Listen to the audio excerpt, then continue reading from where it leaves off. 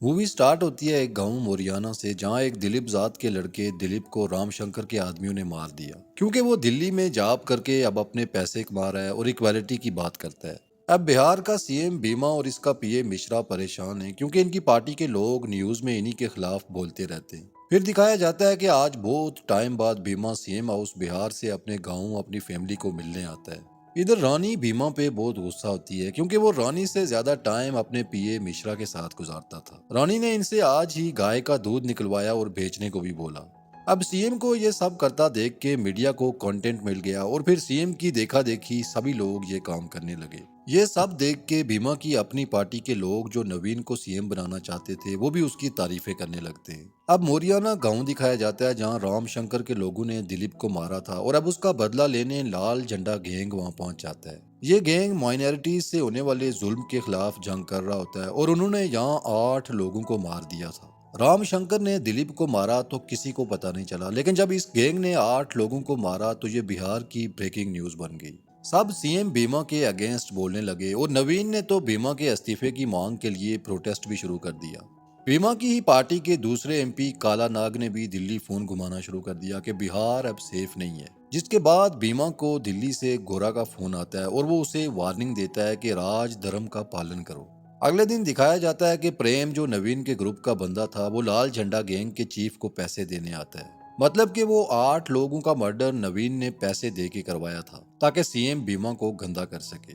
तभी वहां police red करती है जहां से लाल झंडा गैंग तो बच के निकल जाता है, लेकिन प्रेम पकड़ा जाता है। ये डीसीपी प्रशांत को बयान देता है कि नवीन ने ही उसे यहाँ लाल झंडा गैंग को पैसे देने भेजा था। अब नवीन यहाँ आता है और पूछता है कि किसने फंसाया प्रेम को। सीएम भीमा और डीसीपी दोनों दिलीप कास्ट के होते हैं और नवीन को लगता है कि ये दोनों मिले हुए हैं। अब प्रेम के पकड़े जाने के बाद नवीन का प्लान भी फेल हो जाता है और मीडिया में बेइज्जती भी अलग से होती है। इधर रानी को दिखाया जाता है जिसने छठ पूजा का व्रत रखा होता है और सीएम भीमा आता है उसका व्रत पूरा करवाने। लेकिन उसी टाइम 2 अजनबी आदमी आते हैं और भीमा को गोलियों मार के भाग जाते हैं। इधर भीमा का पीए मिश्रा सिक्योरिटी पे चिल्लाता है कि ये सिक्योरिटी लैप हुआ है या करवाया गया है, और उन्हें कहता है कि मुझे 2 दिन के अंदर वो अटैकर्स चाहिए। अब काला नाग हॉस्पिटल में भीमा को देखने आता है कि उसकी जान बच गई या वो मर गया। अब भीमा की जान तो बच जाती है, लेकिन ऑपरेशन के दौरान उसे अटैक हुआ था जिसकी वजह से उसकी लेफ्ट साइड पैरालाइज हो जाती है।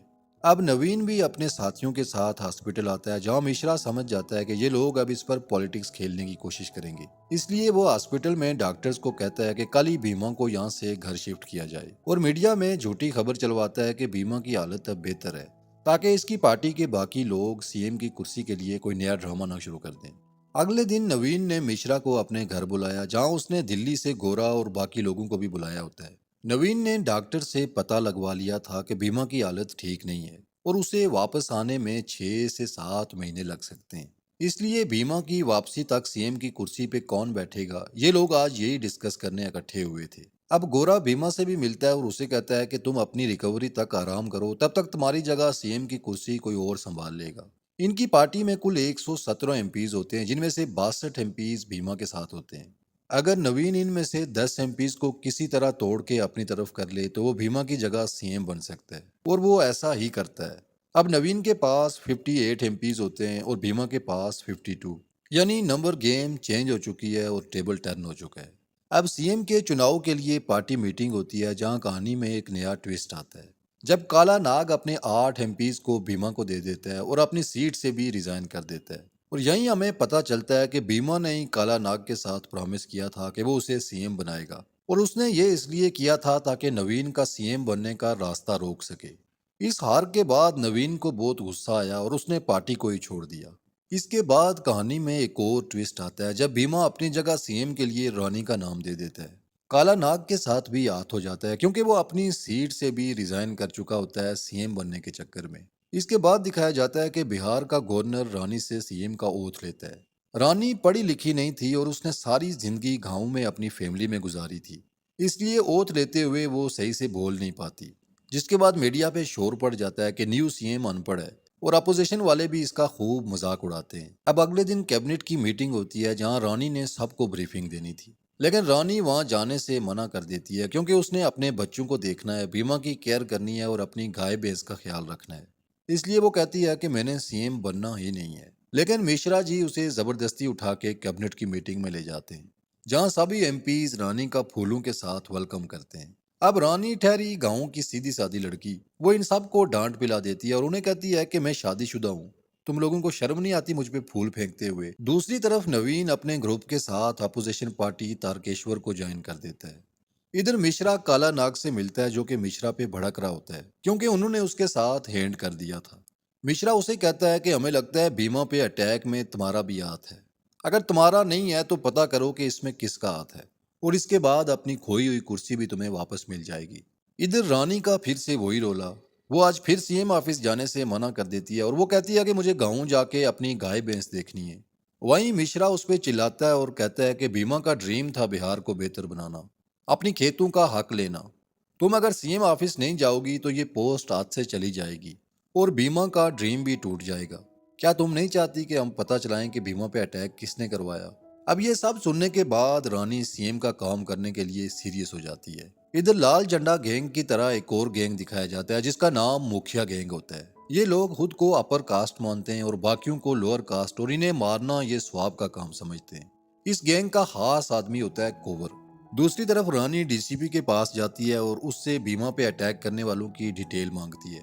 पुलिस के पास अटैक करने वालों का स्केच तो होता है, लेकिन 20 दिन गुजर जाने के बाद भी वो उन्हें पकड़ नहीं पाए थे। अब रानी उन्हें जल्दी पकड़ने के आर्डर्स दे के निकल जाती है। इधर एक पुलिस ऑफिसर प्रशांत को दिखाया जाता है जो मुखिया गैंग से मिला होता है और कोवर से पैसे लेने आता है। लेकिन अब डीएसपी की तरफ से प्रेशर आता है, जिसके बाद कोवर प्रशांत को वो दोनों अटैकर्स दे देता है, जिन्हें प्रशांत एक सुनसान जगह ले जाके शूट कर देता है और उसे पुलिस इनकाउंटर के खाते में डाल देता है। डीसीपी को प्रशांत पे शक होता है कि ये भी उस मुखिया गैंग से मिला हुआ है। इधर नवीन गवर्नर के पास जाता है। गवर्नर नवीन का रिलेटिव भी होता है, लेकिन वो पॉलिटिक्स में उसे कम ही फेवर देता है। नवीन उसे कहता है कि तुम रानी को बोलो वो असेंबली में वोट ऑफ कॉन्फिडेंस लेके अपनी अक्सरियत साबित करे। इस सब के पीछे नवीन का प्लान होता है कि इस बहाने रानी को असेंबली बुला के जलील करे और सबको दिखाए कि बिहार की सीएम अनपढ़ गवार है। अब गवर्नर रानी को असेंबली बुला देता है, जहां इजलास में नवीन रानी के खिलाफ बोलना शुरू कर देता है कि रानी अनपढ़ गवार है, इसे पॉलिटिक्स का एक्सपीरियंस नहीं है, इसे बिहार के प्रॉब्लम्स का पता नहीं है, इसे सीएम बना के बिहार का नुकसान ही होगा। अब रानी को माइक मिलता है और वो कहती है कि मैं अनपढ़ अपने शौक से नहीं हूँ। हमारे गाँव में स्कूल बनने ही नहीं दिए जमींदारों ने। अगर स्कूल बनते तो फिर इनके घरों में काम करने कौन जाता? बिहार में जो प्रॉब्लम्स हैं मैं इनमें बड़ी हुई हूँ। मैंने अच्छे से अपनी फैमिली को अभी तक संभाला हुआ है, तो जो औरत घर संभाल सकती है इसके लिए स्टेट संभालना ज्यादा मुश्किल नहीं होगा। अगले दिन दिखाया जाता है कि मुखिया गैंग, जो कि अपने अलावा सभी जातों को मारना स्वाब समझते थे, उन्होंने एक गांव के तमाम बच्चों, मर्दों और औरतों को मार दिया। इनके मुताबिक ये इन लोगों को मार के सोसाइटी का गंद खत्म कर रहे होते हैं और सोसाइटी को छोटी जातों से पाक कर रहे होते हैं। अब सीएम रानी उस गांव में जाती है और वहां कटे हुए गले देख के वो रो देती है। वापस आके पुलिस पे भड़क जाती है और उन्हें कहती है कि मुझे 13 दिन के अंदर इन गांव वालों के कातिल चाहिए। मैं उनके 13वें में जाऊंगी और उस दिन मैं उन्हें सॉरी नहीं बोलूंगी। अब डीसीपी अपनी एक ऑफिसर को पोलियो की फील्ड ऑफिसर के कवर में साथ वाले गांव में भेजता है, ये पता करवाने कि कोवर कहाँ छुपा हुआ है। रंजना जाती है और उसे एक घर पे शक हो जाता है कि शायद कोवर यहाँ छुपा है, और वो डीसीपी के पास जाके उसे रिपोर्ट देने का फैसला करती है। लेकिन कोवर रंजना को फॉलो करते करते उसी ढाबे पे पहुंच गया जहां रंजना बैठी थी, ताकि पुलिस वालों को सबक सिखा सके। यहाँ डीसीपी के पास इतने आदमी नहीं थे जितने कोवर के पास थे, इसलिए उसने काला नाग को फोन किया और उसे कहा कि मुझे मुखिया गैंग से बचा लो, आइंदा मैं मुखिया गैंग पे हाथ नहीं डालूंगा। काला नाग का मुखिया गैंग के साथ कांटेक्ट था, लेकिन वो डीसीपी को बचाने के बदले उससे 70 लाख मांगता है। डीसीपी डील डन कर देता है। काला नाग फोन करके कोवर को रोक देता है और कोवर उन्हें छोड़ देता है। फिर वहीं बाहर खड़े वो बात कर रहे होते हैं कि उसी दौरान रंजना और डीसीपी कोवर को गन पॉइंट पे गिरफ्तार कर देते हैं। अब जेल में रानी कोवर से मिलने आती है और उससे पूछती है कि तुमने गांव के मासूम लोगों को क्यों मारा और बीमा पे अटैक क्यों किया। जिस पर कोवर वही मुखिया गैंग की अपर कास्ट लोअर कास्ट वाला गंद बताता है। साथ रानी को कहता है कि मुखिया गैंग हर जगह मौजूद है, पुलिस में, ब्यूरोक्रेसी में, तुम्हारी पार्टी में, यहाँ तक कि तुम्हारे घर में भी। कोवर की जेल में छितरोल भी की जाती है, लेकिन वो फिर भी मुंह नहीं खोलता कि मुखिया कहाँ है। अब रानी वापस सीएम ऑफिस पहुंचती है, जहां कामिनी उससे बहुत सारी फाइल्स पे अंगूठा लगवाती है। इन सभी फाइल्स में फंड मांगा गया था रोड बनवाने, सैलरीज देने और गांव में बिजली पहुंचाने के लिए। रानी state investigation auditor Parvez Alam के पास जाती है और उससे पूछती है कि हमारी अपनी स्टेट का फंड किधर गया, जो तुम हर बार नए फंड्स मांगते रहते हो। वो रानी को बताता है कि हमारे अपने फंड्स कोई चोरी कर रहा है। रानी उसे उन फंड्स को चोरी करने वाले का पता करने को बोलती है। अब परवेज ट्रेजरी ऑफिस जाता है वहां के बिल देखने, जहां मानव गुप्ता उसे बताता है कि ट्रेजरी ऑफिस छोटे लाल के पास है। उनका आज पथरी का ऑपरेशन है, इसलिए मैं आपको बिल नहीं दिखा सकता। परवेज समझ जाता है कि ये लोग इतनी आसानी से तो बिल नहीं देंगे, इसलिए वो बिल चोरी करने का प्लान बनाता है। इसके बाद एंट्री होती है एक और इम्पोर्टेंट कैरेक्टर की, जिसका नाम है ढोंगी बाबा। मानो गुप्ता उसके पास जाता है और उसे कहता है कि परवेज पीछे ही पड़ गया है, बिल मांग रहा है, आप कुछ करके उसकी यहाँ से ट्रांसफर करवा दो। बाबा बोलता है मैं जल्दी कुछ करता हूँ, तुम बस अपने बाकी दोस्तों को खबर कर दो। लेकिन उसी रात परवेज अपने एक जूनियर अंजू के साथ ट्रेजरी ऑफिस पहुंच जाता है बिल चोरी करने। वहाँ एक अनजान आदमी परवेज पे फायर भी करता है, लेकिन अंजू उसे बचा लेता है और वो बिल लेके वहाँ से निकल जाते हैं। उन सब बिल्स की स्टडी करने के बाद परवेज हॉस्पिटल में ही छोटे लाल से इंक्वायरी करने पहुंच जाता है, क्योंकि उन बिल्स में एक ही काम के लिए 200 बिल्स काटे गए थे और बहुत बड़ी करप्शन की गई थी।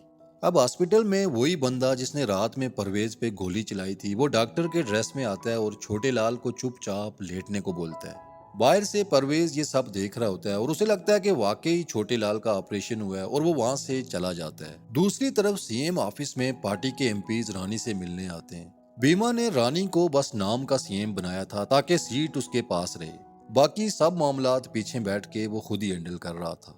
इसलिए वहाँ पार्टी का एक एमपी रानी को टेक्निकल सीएम बोल देता है। ये सुन के रानी भी समझ जाती है कि ये मेरा मजाक उड़ा रहे हैं और मीटिंग के बाद कामिनी से भी टेक्निकल सीएम का मतलब पता कर लेती है। इसके बाद परवेज रानी के ऑफिस आता है और उसे बताता है कि इन बिल्स के मुताबिक पिछले 6 माह में 27 करोड़ रुपए सिर्फ सेवन के लिए गए हैं, जबकि इतने पैसे तो सरकार इस काम के लिए देती नहीं है। ये सिर्फ एक ट्रेजरी ऑफिस का हाल था और बिहार में ऐसे 48 ट्रेजरी ऑफिस थे, तो सोचें करप्शन किस लेवल तक हुई होगी।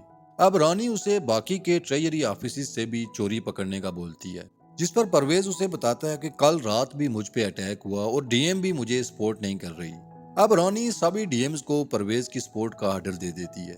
परवेज के जाने के बाद कामिनी रानी को समझाती है कि अगर आप अपनी ही पार्टी के खिलाफ इन्वेस्टिगेशन करेंगी तो सारे एमपीज आपके खिलाफ हो जाएंगे। अपने हूं या पराये, अब रानी ने ठान लिया था कि चोर पकड़ना है। अब रानी उसी एमपी को ऑफिस बुलाती है जिसने उसे टेक्निकल सीएम बोला था और उससे उसकी मिनिस्ट्री लेके उसे हेल्थ सेक्टर में भेज देती है। उसके अलावा भी ब्यूरोक्रेसी में 2-3 एमडीज को सस्पेंड कर देती है। मीडिया में भी इन चेंजेस को लेके रानी की चर्चा हो रही होती है। इधर बीमा इस सब पे खुश नहीं होता और रानी को कहता है कि दिवाकर को उसकी पुरानी मिनिस्ट्री वापस दो, पर रानी नहीं मानती और अब वो वाकई सीएम बन चुकी होती है। दूसरी तरफ परवेज की इन्वेस्टिगेशन भी कंप्लीट हो जाती है, जहां उसे 950 करोड़ रुपए की करप्शन का पता चलता है और यहीं इस वेब सीरीज की पहली 5 एपिसोड्स कंप्लीट हो जाती हैं। तो दोस्तों बहुत जल्द इस वेब सीरीज के पार्ट 2 के साथ आपकी खिदमत में हाजिर होंगे। तब तक अपना ढेर सारा ख्याल और दुआओं में याद रखिएगा।